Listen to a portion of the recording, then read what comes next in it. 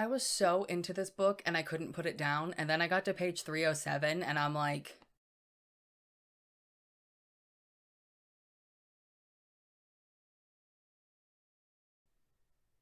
am I being punked? Hello, I'm Beth and welcome back to my little corner of the internet. I may get a little bit of hate for this one, but I'm finally doing it. We're sitting down and we were going to discuss The Cruel Prince by Holly Black.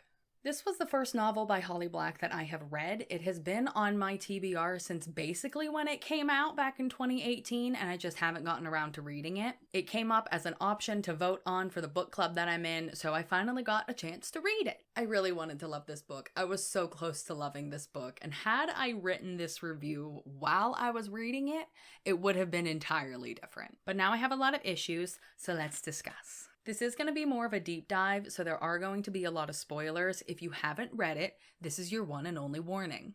The Cruel Prince started out so strong. I typically don't like a prologue, and I feel as though the information would be better implemented if it was a flashback or some other way to put it into the story later on in the book. A lot of the times I feel like a prologue is just info dumps of characters that I don't know yet, I don't have any connection to, and it's just stuff that I'm not going to retain. But this one, however, was a very strong start. Probably the only prologue where I thought, okay, this was necessary and it is a good start to set up the book. It begins with Jude sitting in the living room watching TV with her twin and older sister when there is a knock on the door that she goes to answer and lets this man in who ends up murdering her parents and kidnapping her and her sisters and taking them back to the fairy realm. Hell of a strong start if I do say so myself. The rest of the book takes place in Fairy 10 years later. Jude and her twin sister are now 17. They are being raised by the man who murdered their family, whom she now says she loves and says that multiple times. I know she really didn't have a choice and it has been 10 years, and while there are struggles that her and her twin face, it does seem like she just adapted to the fairy life way too easily and quickly. Her eldest sister Vivi is actually a fae, and she has more problems adapting to the fairy realm than the humans do. She did try to run away a bunch growing up and would just disappear at times. I just thought it was a little strange that the fairy girl had more trouble adapting than the humans, but it does work for the story. Jude and her sister Taryn go to lessons in the Fae School with the youngest Prince Carden, who is a major asshole. From the moment he enters the page, Carden and his crew are just like out to get Jude at any chance they can get. One little side note / tangent that I found a little unclear in the book is just how do the Fae age? Is Carden actually only 17 as well? The king is hundreds of years old, and it doesn't specify how old the other members of the royal family are, but I just found it a little coincidental that this 17-year-old girl, human girl, happens to be the same age as the youngest Prince of Fairy. Am I just reading into it too much? I don't know, you tell me. So throughout the majority of the book, Carden and Jude are just at each other's throats, trying to one-up each other, trying to be mean, trying to do things to hurt the other. Each is just trying to do something to one-up the next. There is a scene where Carden and his buddies throw Taryn and Jude into a river full of murderous nixies. And this is where I pulled out a sticky note and started keeping track of things in the book that really irked me. I literally wrote, "Fuck Taryn," page 51 because of this scene. And as they're in this river being threatened by the nixies, Carden tells Taryn to denounce your sister, say you'll never help her, or basically care about her at all, and you can get out of the water. And Taryn just fucking does it! She's just like, okay, fuck my sister, I don't need her, whatever, save me, Carden. Yes, I understand the premise of humans being able to lie in fairy, unlike the fae, but still, you're leaving your twin sister in the river with the murder mermaids and saying you want nothing to do with her and you won't help her? Fully a Taryn hater after that scene. Jude does try to justify it by saying, well, what else was she supposed to do? But then literally on the next page, they say that the nixies are very lazy creatures and that they really weren't in any danger because they just want an easy meal. What? So were they really in any danger? Was it really necessary to denounce your fucking twin sister because of this? Taryn does try to apologize, but Jude just brushes it off, and I'm just like, girl, what are you two doing? What are you fucking doing? To talk a little bit about the things that I did like in the book, I really liked the storytelling and the world building. The fairy world was rich with magic and beautiful visuals of the flora and fauna and all of the different fae folk. I did like all of the descriptions of things, and their rich, lavish parties full of food and wine where you were expected to dance the night away and to dance through the soles of your shoes. But being humans in the fae, you have to be careful, because if you start dancing, then you won't stop. I liked all of the random creatures that they had to ride around rather than just being horses. Like, there was giant toads. I kind of want to ride a giant toad. I did really get sucked into the world, and I read this book pretty fast, too. In the first half, Jude talks a lot about wanting to become a knight and serving the kingdom. And when she finally gets a chance to enroll, she has to ask Maddox, the guy that murdered her parents, for permission, and he denies it, saying that she's not ready, she's not a killer, she wouldn't be prepared for it, blah, blah, blah, blah, blah.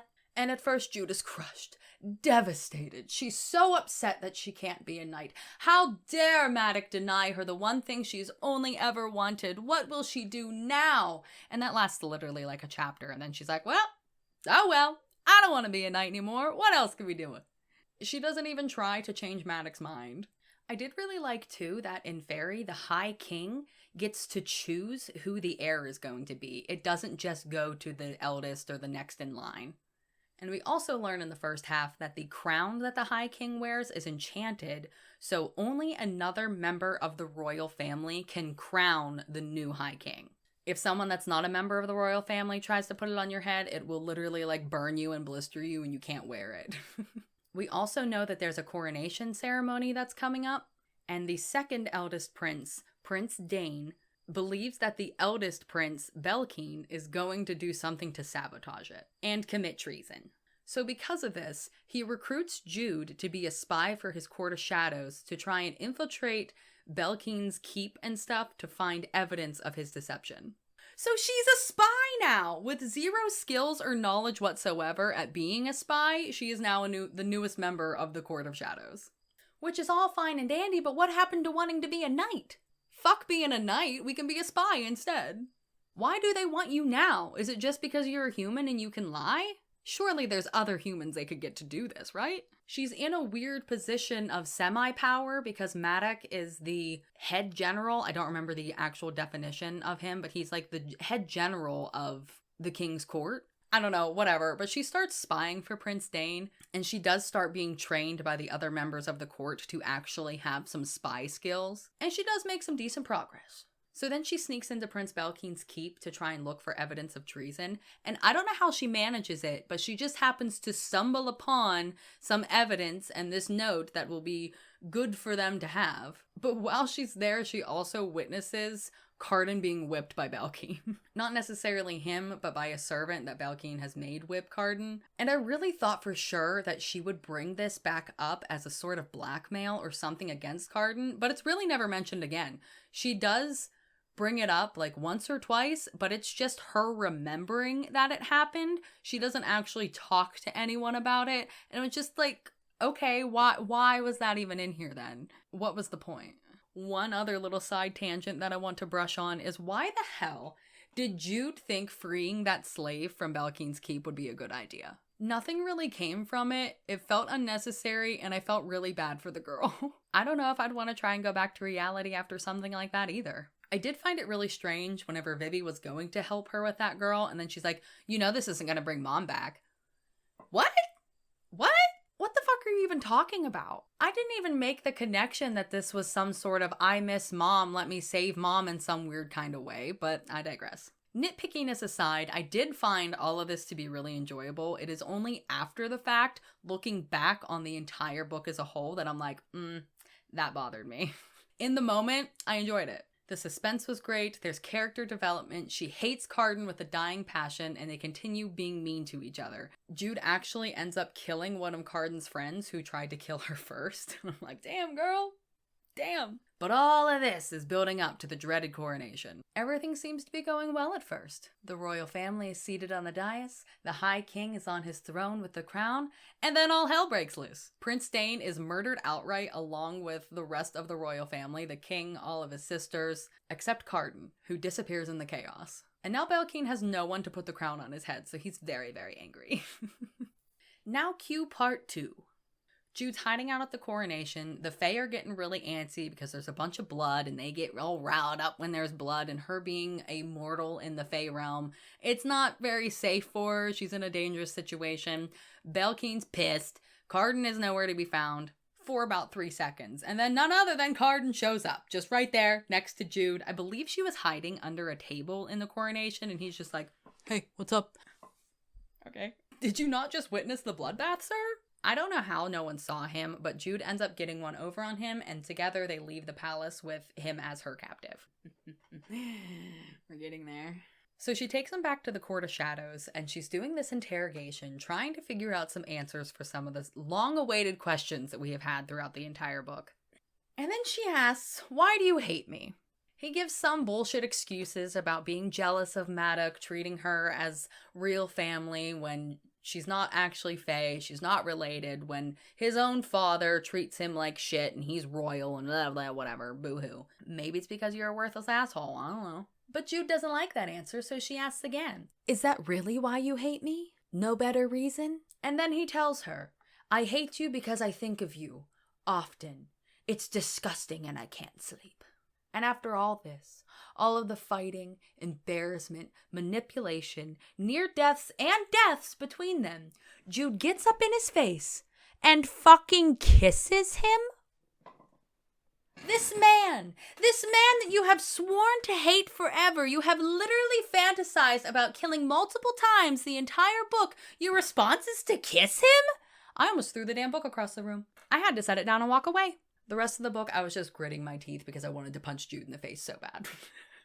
They have such a weird dynamic after that of like kind of teasing, kind of hating each other, kind of working together, and it was weird. Jude then learns that her younger half-brother, not really half-brother because he's Fae and she's not Fae and not actually related to Maddox, and it's Maddox's wife's kid who from someone else. It's a whole fucking mess. But she finds out that he is actually a long-lost heir to the throne. So Jude gets this bright idea that she wants to hold the throne for Oak until he's old enough because she doesn't want him to have it now because Maddox would be in charge because he's too young, and she doesn't like Maddox, but she loves Maddox, but she doesn't want him to be in charge. So she goes around and ends up tricking Carden into becoming the king while under a compulsion to obey her for a year and a day. Just let Carden be the king! Why do we have to do this runaround trying to save the throne for your tiny little brother? And she wants to ship Oak off to the human realm to wait it out until he's old enough so he's not around being mixed in with all of the chaos of the kingdom. It's a dumb idea from start to finish. She only has this compulsion for a year and a day. That won't give Oak enough time to grow up. And I get that the whole twist on the end of Carden becoming king is supposed to be a betrayal to Carden, but is it? You guys really weren't friends. You weren't working together. Like, you kissed him. It was weird. But the betrayal didn't feel like a betrayal. It was just like a gotcha. It was just messy and I didn't like it. One last fuck you before I wrap it up is to Locke. Finding out that Taryn was actually courting Locke this whole time while he was just using it as a test of love and trying to fuck her sister is just so nasty. I hated it. I literally wrote on my sticky note, fuck Taryn and Locke, page 274. I feel like I was mean. I did really enjoy the book up until page 307. I had like 20% left and it was just destroyed by that kiss. I was really curious how the dynamic was going to be with Jude and Carden after everything in The Wicked King. I have read it already. I waited like a week in between. I needed to like ruminate on my thoughts for this one. I wrote a rough draft of this script back whenever I finished it. It's been a little bit now. And I have finished The Wicked King, and I will say that the dynamic is even weirder in the second one. And The Wicked King made me crash the fuck out.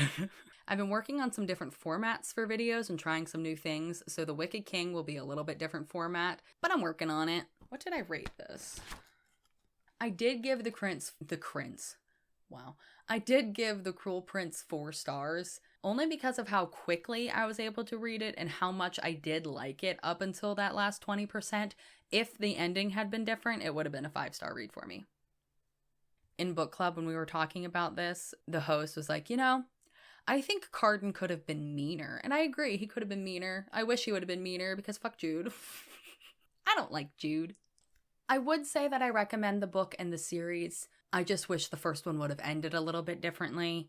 I can't wait to talk to you about the Wicked King. And I have some other fun videos in progress right now that I will have for you momentarily, so subscribe. I almost said become one of my imaginary friends. I'm not the real imaginary anymore. I'm Beth Books and Beyond. So subscribe if you liked this video and would like to stick around and see my other book rants. Leave a little like if you liked, and drop a comment. What do you think of The Cruel Prince? Did you like it? Do you like Jude? Is my crash out reasonable? Am I reading into this too much? Thank you so much for watching. I hope you have a great rest of your day, and I will see you in the next one. Bye!